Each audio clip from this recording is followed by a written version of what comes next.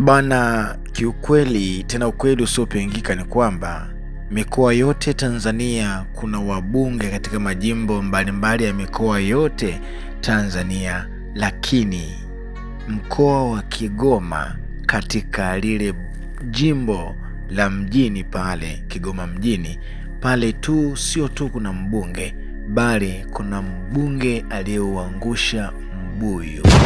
Je, wajua ni nani? Basi ambatana nami. Kama hujasubscribe channel hii, basi utakuwa unapitwa na mengi sana mazuri. Cha msingi wewe fanya usubscribe channel hii. Hapo chini kuna neno limeandikwa subscribe. Ukibonyeza hilo neno subscribe, utakuwa ni moja kati ya familia yetu nzuri tu ambaye utakuwa unashiriki nasi. Basi hapo nilipoanza kwa utangulizi, basi niendelee kwa kusema kwamba jimbo la Kigoma mjini ambalo kwa sasa Clayton Chipando alimaarufu kama Baba Levo, basi kazi yake inaendelea baada ya kuwa amegawa pikipiki kwa vijana wa Kigoma wafanye dei, kwa malipo kwa dei warejeshe shilingi 3,000.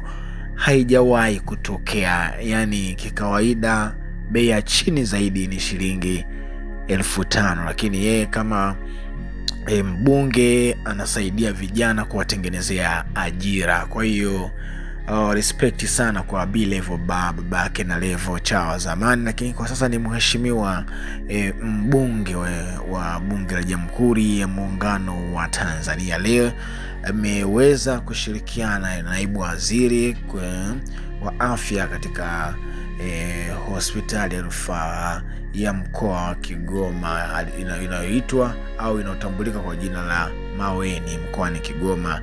Naye pia amekuwa ni mmoja kati ya waalikwa wenyeji waliokuwepo katika eneo hilo.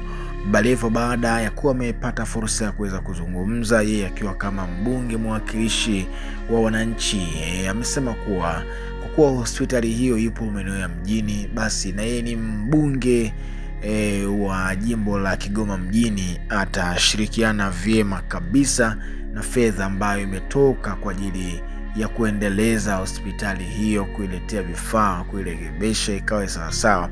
Naye pia atakuwa ni mmoja kati ya watu ambao watakaoshiriki kama viongozi kuhakikisha mambo yanakuwa mazuri, watu wanapata afya bora, lakini pia wanapata matibabu, ushauri na saa pamoja na huduma mbalimbali za kiafya. Baba Levo wakati akizungumza alikumbushia ule wakati ambao alikuwa akiapishwa au akiapa bungeni kulitumikia bunge la Jamhuri ya Muungano wa Tanzania, kuwatumikia wananchi wake katika jimbo la Kigoma. Alivyokuwa akaipaza sauti yake, anaongea kwa nguvu, basi mbele ya naibu waziri hapa mkoani Kigoma akataka ijaribu hiyo, basi acha angushe kicheko. Bana, licha tu kwa Kigoma amepata mbunge mwakilishi, lakini pia amepata furaha, maana mbunge huyu kwa kweli ni furaha, kwa kweli ni mtu ambaye mcheshi sana. Hivyo watu wa Kigoma,